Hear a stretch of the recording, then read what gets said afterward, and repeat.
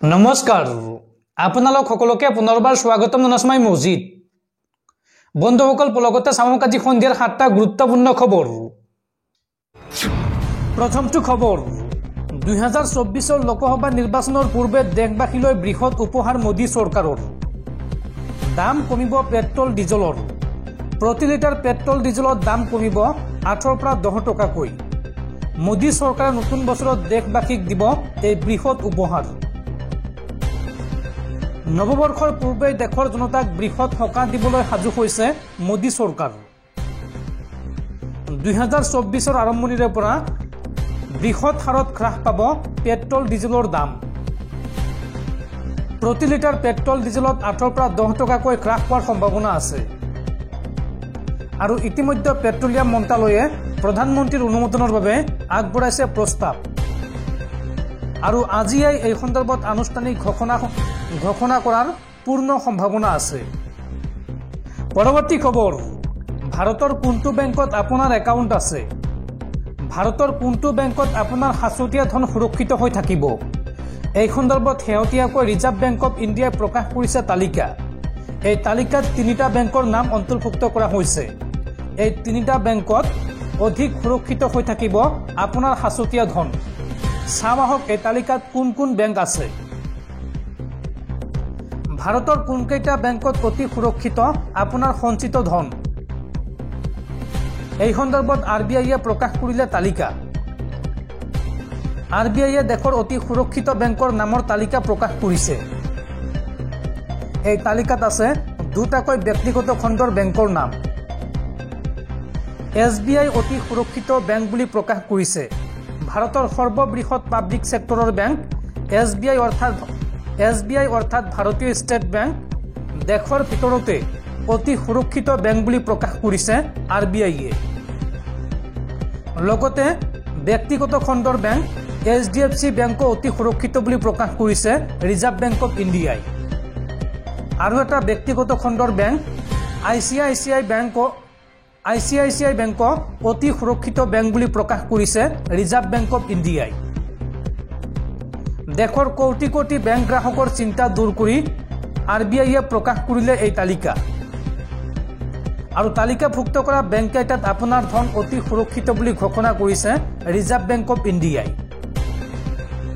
আৰবিআইয়ে এটা চৰকাৰী আৰু দুটা ব্যক্তিগত খণ্ডৰ বেংক দেশৰ ভিতৰতে অতি সুৰক্ষিত বুলি ঘোষণা কৰিছে এই তিনিটা বেংকত অতি সুৰক্ষিত হৈ থাকিব আপোনাৰ সঞ্চিত ধন শেহতীয়াকৈ এই তথ্য প্ৰকাশ কৰিছে ৰিজাৰ্ভ বেংক অফ ইণ্ডিয়াই পৰৱৰ্তী খবৰ অহা 1 জানুৱাৰীৰ পৰা গুৱাহাটীত আৰু নচলে ৰঙা বাছ 1 জানুৱাৰীৰ পৰা আপোনালোকে গুৱাহাটীত দেখা নাপাব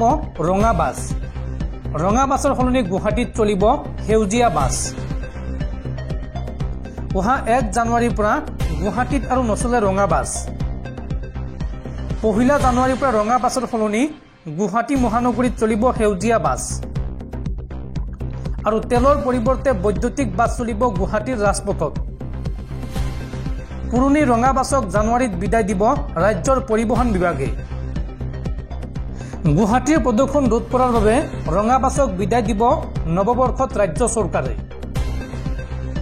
ৰাজ্যিক পৰিবহণ নিগমে ঘোষণা কৰিছে এই কথা উল্লেখযোগ্য যে ইয়াৰ পূৰ্বে পৰিবহণ নিগমে ক্ৰয় কৰিছিল শ বাছ আৰু চোৱাচিতাৰ অভাৱৰ ফলত পৰি ৰৈছে বহু বাছ সেয়েহে এতিয়া ৰঙা বাছৰ পৰিৱৰ্তে গুৱাহাটীত চলিব বৈদ্যুতিক বাছ বন্ধুসকল তাৰপিছত 4 নম্বৰ খবৰটো জনোৱাৰ আগতে আপোনালৈ এটা সৰু ৰিকুৱেষ্ট যদি তেওঁলোকে এইটো ভিডিঅ'ত লাইক কৰা নাই তেন্তে প্লিজ এটা লাইক কৰি দিয়ক আৰু এনেকুৱা ধৰণৰ নতুন ভিডিঅ' পাবলৈ চেনেলটো সাবস্ক্ৰাইব কৰি কাষত থকা বেল আইকনটো প্ৰেছ কৰি ৰাখক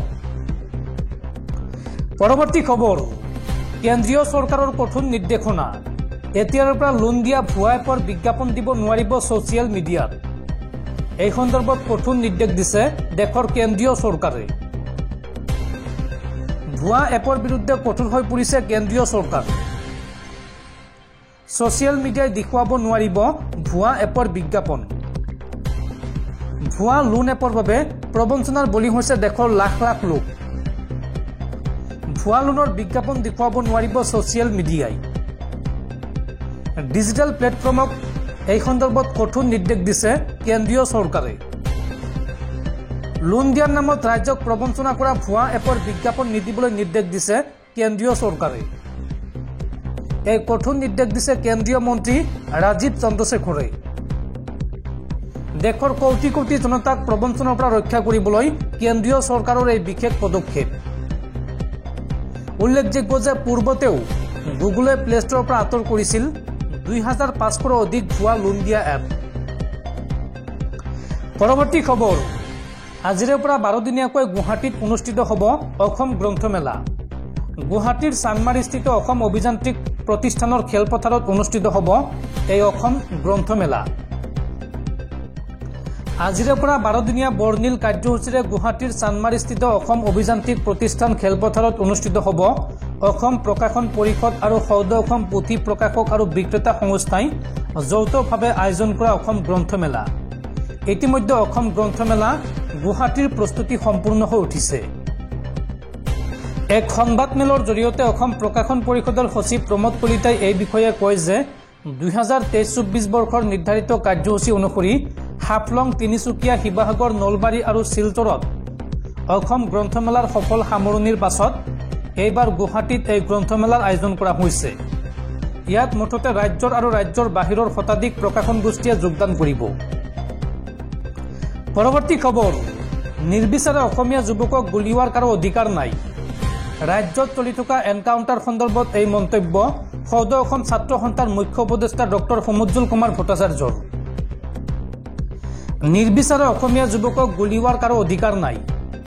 আৰক্ষীয়ে গ্ৰেপ্তাৰ কৰিব পাৰে, সোধা পোছা কৰিব পাৰে, কিন্তু এতিয়া দেখা গৈছে যে আৰক্ষীয়ে যুৱকক গ্ৰেপ্তাৰ কৰে আৰু আৰক্ষীৰ হাতৰ পৰা যুৱক ওলাই যোৱা বুলি আৰক্ষীয়ে গুলীচালনা কৰে।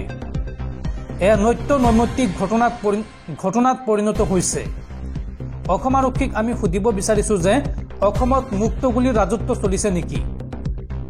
এই মন্তব্য কৰিছে আছুৰ মুখ্য উপদেষ্টা ডক্টৰ সমুজ্জল কুমাৰ ভট্টাচাৰ্যই। পৰৱৰ্তী খবৰ, দেশত বলবৎ হ'ল মোদী চৰকাৰৰ দয়া নাই ক্ষমা নাই নীতি। দেশত আহি গ'ল কঠোৰ আইন। এতিয়াৰ পৰা কিশোৰী যুৱতী মহিলাৰ ওপৰত নিৰ্যাতন চলালেই যাৱজ্জীৱন কাৰাদণ্ডৰে দণ্ডিত হ'ব লাগিব অপৰাধী, লগতে মৃত্যুদণ্ড পৰ্যন্ত হ'ব পাৰে। আৰু এই কাৰ্যত আৰক্ষীৰ লোক জড়িত থাকিলেও হাৰি যাব নোৱাৰিব। দেশত বলবৎ হ'ল নাৰী অপৰাধৰ বিৰুদ্ধে কঠোৰ আইন। এতিয়াৰ পৰা কিশোৰী যুৱতী মহিলাক নিৰ্যাতন চলালেই যাব লাগিব জেললৈ। এটা মাত্ৰ অভিযোগ আহিলেই পৰিব পাৰে বিপদত। আৰু দোষী প্ৰমাণিত হ'লে মৃত্যুদণ্ড পৰ্যন্ত হ'ব পাৰে শাস্তি। গণধৰ্ষণ গোচৰত দোষী সাব্যস্ত হ'লে খাটিব লাগিব 20 বছৰ পৰ্যন্ত জেল। আৰু 18 বছৰৰ তলৰ যুৱতীৰ সৈতে অপকৰ্ম কৰিলে যাৱজ্জীৱন কাৰাদণ্ড হ'ব। এনে কৰিলে মৃত্যুদণ্ড পৰ্যন্ত হ'ব পাৰে শাস্তি। আৰু ভুৱা পৰিচয় দি বিবাহত বহিলে ধৰ্ষণ বুলি অভিহিত কৰা হ'ব অভিযুক্তক। মিছা প্ৰতিশ্ৰুতিৰে যৌন সম্পৰ্ক গঢ়িলে 20 বছৰ পৰ্যন্ত হ'ব পাৰে কাৰাবাস। আৰু মহিলাৰ বিৰুদ্ধে অপৰাধৰ অভিযোগ আহিলে 20 দিনৰ ভিতৰত চাৰ্জশ্বিট দাখিল কৰিব লাগিব আৰক্ষীয়ে। এনে অপৰাধত আৰক্ষী অভিযুক্ত হ'লেও সন্মুখীন হ'ব লাগিব কঠোৰ শাস্তিৰ। দেশত বলবৎ হৈছে ভাৰতীয় ন্যায় সংহতি, ভাৰতীয় নাগৰিক সুৰক্ষা সংহতি আৰু ভাৰতীয় সাক্ষ্য আইন। এই তিনিওখন আইন অনুসৰি এতিয়া কঠোৰ হৈ পৰিছে দেশৰ আদালত। গণহত্যাত জড়িতৰ অভিযোগত দোষী সাব্যস্ত হ'লে লগে লগে মৃত্যুদণ্ড। এতিয়াৰ পৰা গণহত্যাত জড়িতৰ অভিযোগত দোষী সাব্যস্ত হ'লে লগে লগে মৃত্যুদণ্ড দিয়া হ'ব। আৰু কোনো এজন ব্যক্তিক আৰক্ষীয়ে গ্ৰেপ্তাৰ কৰিলে গ্ৰেপ্তাৰৰ তথ্য পৰিয়ালক দিব লাগিব আৰক্ষীয়ে। কিহৰ কাৰণে ব্যক্তিজনক গ্ৰেপ্তাৰ কৰা হৈছে সেই তথ্য পৰিয়ালক জনাব লাগিব। লগতে হিট এণ্ড ৰানৰ গোচৰত 10 বছৰ কাৰাদণ্ডৰ শাস্তি দিয়া হৈছে। আৰু মানৱ অধিকাৰৰ নামত এতিয়াৰ পৰা সন্ত্ৰাসবাদীক নিৰাপত্তা দিব নোৱাৰিব। ৰাষ্ট্ৰদ্ৰোহৰ ধাৰা 124 এৰূপে দেশত সমাপ্ত কৰা হৈছে। ৰাষ্ট্ৰদ্ৰোহৰ পৰিৱৰ্তে এতিয়াৰ পৰা দেশত থাকিব দেশদ্ৰোহী আইন। এই তিনিখনকৈ নতুন আইন দেশত বলবৎ কৰিছে কেন্দ্ৰীয় চৰকাৰে। পৰৱৰ্তী খবৰ, ইজৰাইল পেলেষ্টাইনৰ যুদ্ধৰ মাজতে পোহৰলৈ আহিছে আন এক ডাঙৰ খবৰ। পেলেষ্টাইনী নাগৰিকৰ ত্যাগৰ প্ৰতি অনুপ্ৰাণিত হৈ এতিয়া বিশ্বৰ ভিন্ন প্ৰান্তত বহু লোকে গ্ৰহণ কৰিছে ইছলাম ধৰ্ম। পুনৰ একেলগে 30 গৰাকীকৈ অষ্ট্ৰেলিয়ান মহিলাই ইছলাম ধৰ্ম গ্ৰহণ কৰিছে। শেহতীয়াকৈ আন্তঃৰাষ্ট্ৰীয় সংবাদ মাধ্যমত প্ৰকাশ পাইছে এই খবৰ। ইজৰাইল হামাছৰ যুদ্ধৰ মাজতে চৰ্চাত আন এক খবৰ। ধৰ্ম পৰিৱৰ্তন কৰি বহুজনে গ্ৰহণ কৰিছে ইছলাম ধৰ্ম। শেহতীয়াকৈ পুনৰ 30 গৰাকীকৈ মহিলাই ইছলাম ধৰ্ম গ্ৰহণ কৰিছে। পেলেষ্টাইনৰ প্ৰতি সমৰ্থন জনাই গ্ৰহণ কৰিলে ইছলাম ধৰ্ম। ধৰ্ম সলাই 30 গৰাকীকৈ অষ্ট্ৰেলিয়ান মহিলাই ল'লে ইছলাম ধৰ্ম। যুদ্ধত পেলেষ্টাইনী লোকৰ ত্যাগৰ প্ৰতি অনুপ্ৰাণিত হৈ এই সিদ্ধান্ত গ্ৰহণ কৰিছে এই 30 গৰাকী মহিলাই। মেলবৰ্ণৰ মিড হাইটছ মছজিদত ইছলাম ধৰ্ম গ্ৰহণ কৰিছে এই মহিলাসকলে। মৌলবীয়া মহিলা কেইগৰাকীক পাঠ কৰাইছে ইছলাম ধৰ্মৰ কলিমা। আমেৰিকাতো বিভিন্নজনে গ্ৰহণ কৰিবলৈ লৈছে ইছলাম ধৰ্ম। শেহতীয়াকৈ আন্তঃৰাষ্ট্ৰীয় সংবাদ মাধ্যমত প্ৰকাশ পাইছে এই খবৰ।